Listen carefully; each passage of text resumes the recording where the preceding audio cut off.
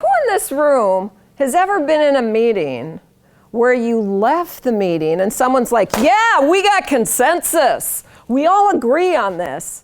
And then you get out in the hallway and what happens? It's the meeting after the meeting. Anybody had that experience? Okay. Let me just tell you what one of my biggest pet peeves is. You know how that happens? Is we think we've reached consensus because in the meeting somebody has this bright idea that, hey, let's take a vote. And they say, anybody who's in favor of this, raise your hand. And what do you think happens? First person to raise their hand might be the leader. And once they raise their hand, what happens to the other people in the room?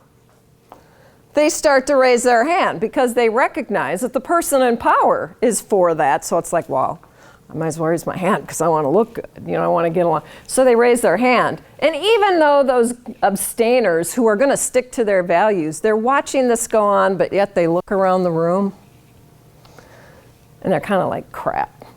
2/3 of the people already have their hand up. I'm screwed. Might as well just raise my hand because otherwise everyone's going to think I'm that person. Even though I know I am, I don't want to appear that way all the time. And so somebody raises their hand and guess what? The leader then says, hey, we've got consensus. And that is what happens. So part of the reason we're here is because I'm going to help teach you to think about how to be a better problem solver. And if you can learn some skills and teach your team members some skills, you won't have the meeting after the meeting. What it's going to take instead, though, is that you have the meeting before the meeting. Because when you have the meeting before the meeting, you can talk about how you make decisions, who has power, how we distribute power, how we work through conflict.